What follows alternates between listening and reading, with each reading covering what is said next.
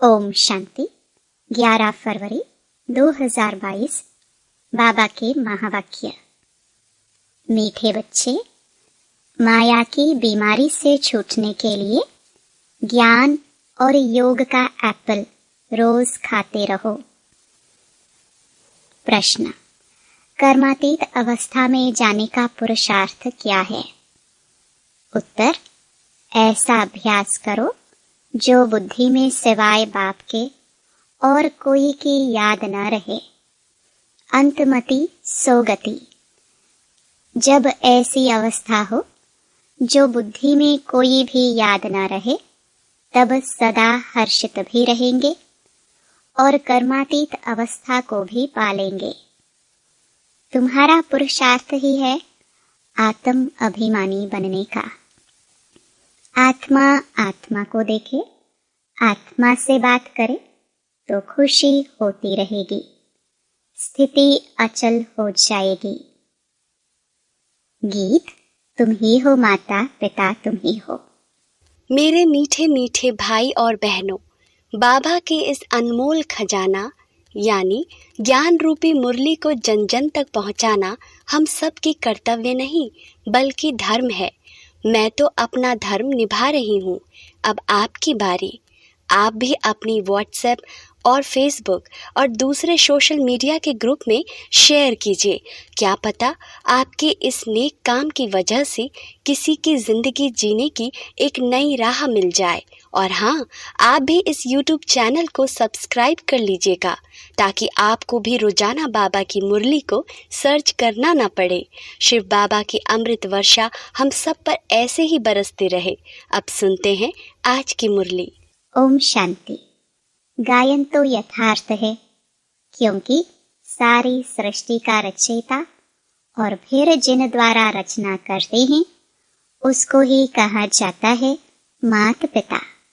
रचता कोई भी साकार व आकार को नहीं कहा जाता, रचता एक निराकार को ही कहा जाता है। अभी यह समझ तुम बच्चों को आई है, वह तो सिर्फ गाते हैं। भक्तों की बुद्धि में सिर्फ यही रहता कि बस भक्ति करनी है, परंतु किसकी भक्ति करनी है कुछ भी पता नहीं। भक्ति करनी चाहिए एक भगवान की, जिसे मात पिता कहते हैं, न कि सैकड़ों की। कहते हैं भगवान आकर भक्तों को भक्ति का फल देंगे। फल अथवा वर्षा एक ही बात है। बच्चा पैदा होता है तो मात पिता के वर्षे का फल मिलता है। बाकी यह गायन तो है भक्ति मार्ग का। याद करते हैं कि आकर के हमको भक्ति का फल दो। ज्ञान और भक्ति भी कहते हैं। भक्ति का फल है ज्ञान। बरोबर तुम अब जानते हो भक्ति कब से शुरू हुई है। यह कोई को पता नहीं। ज्ञान का समय है दिन, भक्ति का समय है रात। दिन और रात सो तो जरूर आधा आधा होगा। शास्त्रों में कल्प की आयु लंबी लिख दी है। ज्ञान को बहुत समय दे दिया है और भक्ति को थोड़ा समय दिया है। द्वापर कलयुग की आयु कम दिखाई है। यह रात और दिन का पूरा हिसाब तो ठहराना। कृष्ण पक्ष और शुक्ल पक्ष भी कहते हैं। शास्त्रों में यह अक्षर है। कहते हैं तुम लोग शास्त्रों को नहीं मानते हो, फिर शास्त्रों के अक्षर क्यों लेते हो? तो तुमको समझाना है। शास्त्रों का सार तो बाबा ही बताते हैं। फलाने शास्त्र में यह राइट नहीं है, यह राइट है। रेफरेंस तो जरूर देना पड़े। जैसे अब प्रदर्शनी में चित्र दिखाते हैं, हनुमान, गणेश, वामन अवतार आदि आदि। समझाने लिए दिखाना तो पड़े ना। जो बातें रॉन्ग हैं वह वर्णन कर फिर राइट क्या है वह समझाते हैं। अब बाबा की महिमा गाते हैं। शिवाय नमः, फिर लिखा है त्वमेव मातश्च पिता। नाम तो देना पड़े ना। मनुष्यों को यह पता नहीं कि हमारा बाप कौन है। कहते भी हैं ओ गॉड फादर। बुद्धि उधर जाती है। मनुष्य प्रार्थना आदि करते हैं तो जानते हैं परमपिता परमात्मा परलोक में निवास करते हैं। ब्रह्मा विष्णु शंकर को याद करेंगे तो बुद्धि सूक्ष्म वतन में जाएगी।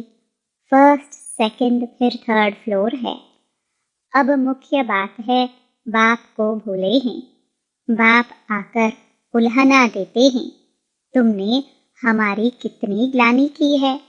बाप जो सर्व का सद्गति देने वाला है, उनकी फिर सर्व ने बैठ ग्लानि की है। भगवान वाचा है ना, यदा यदा है। भारतवासी अपने धर्म की ग्लानि करते हैं। कहते हैं ईश्वर सर्वव्यापी है। क्या सब में ईश्वर हैं? तो कह देते हैं कच्छ अवतार, मच्छ अवतार, वर अवतार। बाप तो भारतवासी बच्चों को ही कहते हैं, क्योंकि बच्चे ही ग्लानि करते हैं। यह मुरब्बी बच्चा ब्रह्मा भी ग्लानि करता था। यह ग्लानि भी ड्रामा में नूंधी हुई थी। तब तो पापात्मा बनते हैं। बाप ने तो सबको पावन बनाया था, क्योंकि पतित पावन है। पावन बनाकर विश्व का मालिक बनाते हैं। बनाने वाले बाप को कितनी गाली देते हैं। जब समझाते हैं तो उस समय मान लेते हैं। समाचार भी आता है, इतनों ने सही की कि बरोबर आपकी बात राइट है। अब कहते हैं श्रीमद् भगवत गीता तो भगवान की है, श्रेष्ठ ते श्रेष्ठ मत। ऊंचे ते ऊंचे की मत भी ऊंची होगी ना। वह आकर पतित भ्रष्टाचारी को श्रेष्ठाचारी बनाते हैं। तो पहले पहले एक का परिचय देना पड़ता है। तुम बच्चों में भी नंबरवार तो है ही। बहुत बच्चे लिखते हैं बाबा क्या करे, माया का तूफान हमको ठहरने नहीं देता है। हमको यह विकार तंग करते हैं। बाप कहते हैं तुमको इन पर विजय पानी है, नहीं तो पद भ्रष्ट हो जाएगा। शिक्षक ही अगर ऐसा कुछ काम करेंगे तो जरूर औरों को संशय पड़ेगा कि खुद की चलन तो ऐसी है और दूसरों को ऐसे समझाते हैं। विकार भी कोई सेमी होता है। सतो रजो तमो हर बात में होता है। सत्य को सतो ऊंच कहा जाता है, कलयुग को तमो नीच कहा जाता है। दुनिया भ्रष्टाचारी कहते हैं, परंतु अपने को कोई भ्रष्टाचारी समझते नहीं है। बाप समझाते हैं इस रावण राज्य में एक भी श्रेष्ठाचारी नहीं है। समझो कोई से पूछा जाता है ऊंचे ते ऊंचा कौन, तो कहेंगे भगवान है। उनका ऑक्यूपेशन जानते हो? नहीं। या तो कहेंगे सन्यासी ही ऊंचे हैं, क्योंकि पवित्र रहते हैं। खुद भी सन्यासियों को फॉलो करते हैं, नमस्ते करते हैं। तो उन्होंने पूछना चाहिए सन्यासियों से भी जरूर कोई ऊंचा होगा। सन्यासी भी भगवान की साधना करते हैं। आजकल तो चित्र भी बहुत बनाए हैं, सबसे ऊंचा परमात्मा को ही रखते हैं। अब राम व कृष्ण के आगे शिवलिंग रखना यह भी बड़ाई है। नहीं तो वह कोई शिव की पूजा थोड़ी करते हैं, वह तो खुद ही राज्य करते हैं। जब वह पतित बनते हैं तब पूजने लगते हैं। ऊंचे ते ऊंच निराकार परमात्मा को ही कहा जाता है। पतित पावन सर्व का सद्गति दाता, सबका लिबरेटर, अपने साथ सबको ले जाएंगे। तुम जानते हो वह हमारा बाप है। हम सब इस समय बीमार हैं। ज्ञान से एवर हेल्दी और एवर वेल्दी बन जाते हैं। कहते भी हैं रोज एप्पल खाओ तो एवर हेल्दी बन जाएंगे। यह तो तुम प्रैक्टिकल देख रहे हो। माया ने सबको बीमार बना दिया है। अब सबको हेल्दी वेल्दी बनाने वाला एक बाप ही है। सूक्ष्म वतन में भी आत्माएं हेल्दी हैं, यहाँ अनहेल्दी आत्माएं हैं। फिर मूल वतन से पहले जब आत्माएं आएंगी तो सुख ही देखेंगी। तो बाप ब्रह्मा द्वारा हमको बहुत सुख देते हैं। अब विनाश तो होना ही है। इस यज्ञ से ही विनाश ज्वाला निकली है। वो लोग राय कर रहे हैं शांति कैसे हो, परंतु यह भी गाया जाता है नर चाहत कुछ और। शांति भी तब होगी जब विनाश होगा। फिर सभी आत्माएं मुक्ति धाम में चली जाएंगी। विनाश होने के सिवाय और कोई उपाय तो हो ही नहीं सकता। यह भी उन्हों को बतावे कौन। इन भीष्म पितामह आदि को तो पिछाड़ी में ज्ञान मिलना है। मनुष्य शांति के लिए उपाय ढूंढते हैं कि आपस में मिलकर एक हो जाए, परंतु ऐसा तो होना ही नहीं है। आगे भी विनाश हुआ था। यादव और कौरव भी थे। गीता का भगवान भी आया था। अब पतित दुनिया है, इसमें श्रेष्ठाचारी कोई हो न सके।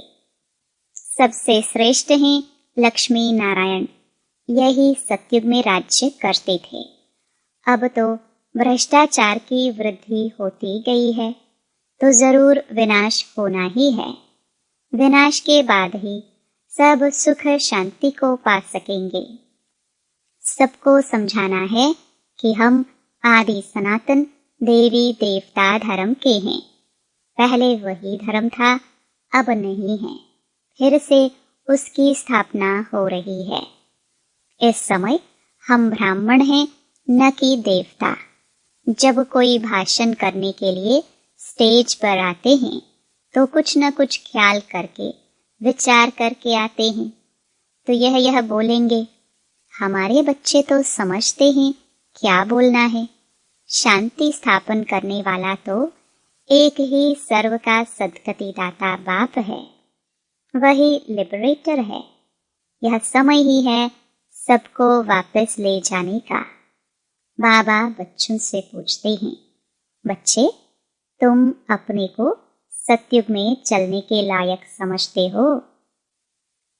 रावण पर विजय पाई है। कहते हैं बाबा विजय पाने के लिए पुरुषार्थ कर रहे हैं। हाथ तो सब उठाते हैं क्योंकि लज्जा आती है। बाबा कहते हैं अपनी शक्ल तो देखो, कितना समय बाप को याद करते हैं। ऐसी अवस्था चाहिए जो अंत में कोई भी याद न आए, तब अंतमति सोगति होगी। कर्मातीत अवस्था के समीप जा सकेंगे। सदा हर्षित भी तब रह सकेंगे जब दूसरों की सेवा करेंगे। तुम रूहानी सोशल वर्कर हो। तुम्हारे बगैर रूह को इंजेक्शन कोई भी लगा ना सके। गाया भी जाता है ज्ञान अंजन सतगुरु दिया। आत्मा को अब मालूम पड़ा है कि मुझे सारी सृष्टि के आदि मध्य अंत का ज्ञान मिल गया है। यह आत्मा ने कहा शरीर द्वारा ज्ञान सागर को। अब हमको वापस जाना है। यह बहुत खुशी की बात है। पुराना चोला छोड़कर नया चोला लेना है। इस कारण नाम ही है श्याम सुंदर। तुम जानते हो हम सुंदर थे, अब श्याम बने हैं, फिर सुंदर बनेंगे। बाबा सुंदर बनाते हैं, माया रावण श्याम बनाता है। कामचता पर बैठने से श्याम बन जाते हैं। यह बड़ी समझने की सहज बातें हैं। नॉलेज तो स्टूडेंट की बुद्धि में नंबरवार ही धारण होती है। कोई तो बहुत डल हेड है। टीचर कहते हैं पढ़ने वाले बहुत डल हैं। देह अभिमान बहुत है। आत्म अभिमानी रहे तो सदा हर्षित रहे। आत्मा आत्मा को देखे, अर्थात अपने भाई को देखकर खुश होती रहे। बाबा बच्चों को देख खुश होते हैं। बाबा कहते हैं, बच्चे मैं आया हूँ तुमको माया से लिबरेट कर वापस साथ ले जाने। इस तन में शिव बाबा की प्रवेशता होती है, वह भी जरूर भ्रकटी के बीच में ही आएंगे। ऐसे थोड़े ही ऊपर से गंगा बहेगी। शिव की सवारी बैल पर दिखाते हैं। बैल की भ्रकटी में शिव का चित्र दिखाया है। आत्मा तो जरूर भ्रकटी में ही रहेगी। जो आत्मा का स्थान है जरूर वहां ही बैठेगी। गुरु लोग अपने चेले को बाजू में बैठाते हैं तो वह सतगुरु भी आकर बाजू में बैठते हैं। गुरु ब्रह्मा कहते हैं, विष्णु को व शंकर को गुरु नहीं कहेंगे। वही ब्रह्मा फिर विष्णु के 2 रूप बनते हैं। गुरु तो शिव को कह सकते हैं क्योंकि सबकी सदगति करते हैं। ऊंचे ते ऊंच फिर भी भगवान है। कितना अच्छी रीति समझाया जाता है। अच्छा, मीठे मीठे सिखिलदे बच्चों प्रति माता पिता बाप दादा का याद प्यार और गुड मॉर्निंग। रूहानी बाप की रूहानी बच्चों को नमस्ते। धारणा के लिए मुख्य सार। पहला, सदा हर्षित रहने के लिए आत्म अभिमानी बनना है। हम आत्मा भाई भाई है, यह दृष्टि पक्की करनी है। दूसरा, रूहानी सोशल वर्कर बन आत्मा को ज्ञान का इंजेक्शन लगाना है। सबकी रूहानी सेवा करनी है। वरदान, संतुष्टता के आधार पर दुआएं देने और लेने वाले सहज पुरुषार्थी भव। सर्व की दुआएं उन्हें मिलती हैं जो स्वयं संतुष्ट रहकर सबको संतुष्ट करते हैं। जहाँ संतुष्टता है वहाँ दुआएं हैं। यदि सर्व गुण धारण करने व सर्व शक्तियों को कंट्रोल करने में मेहनत लगती हो तो उसे भी छोड़ दो। सिर्फ अमृत वेले से लेकर रात तक दुआएं देने और दुआएं लेने का एक ही कार्य करो तो इसमें सब कुछ आ जाएगा। कोई दुख भी दे तो भी आप दुआएं दो तो सहज पुरुषार्थी बन जाएंगे। स्लोगन, जो समर्पित स्थिति में रहते हैं उनके आगे सर्व का सहयोग स्वतः समर्पित हो जाता है। मातेश्वरी जी के अनमोल महावाक्य। मनुष्य आत्मा अपनी पूरी कमाई अनुसार भविष्य प्रारब्ध भोगता है। देखो, बहुत मनुष्य ऐसे समझते हैं हमारे पूर्व जन्मों की अच्छी कमाई से अभी यह ज्ञान प्राप्त हुआ है, परंतु ऐसी बात है ही नहीं। पूर्व जन्म का अच्छा फल है यह तो हम जानते हैं। कल्प का चक्र फिरता रहता है, सतो रजो तमो बदली होता रहता है, परंतु ड्रामानुसार पुरुषार्थ से प्रारब्ध बनने की मार्जिन रखी है। तब तो वहां सतयुग में कोई राजा रानी, कोई दासी, कोई प्रजा पद पाते हैं। तो यही पुरुषार्थ की सिद्धि है। वहां द्वैत ईर्षा होती नहीं। वहां प्रजा भी सुखी है। राजा रानी प्रजा की ऐसी संभाल करता है जैसे माँ बाप अपने बच्चों की संभाल करता है। वहां गरीब साहूकार सब संतुष्ट है। इस एक जन्म के पुरुषार्थ से 21 पीढ़ी के लिए सुख भोगेंगे। यह है अविनाशी कमाई। जो इस अविनाशी कमाई में अविनाशी ज्ञान से अविनाशी पद मिलता है। हम अभी सत्युगी दुनिया में जा रहे हैं। यह प्रैक्टिकल खेल चल रहा है। यहाँ कोई छू मंत्र की बात नहीं है। अच्छा, ओम शांति।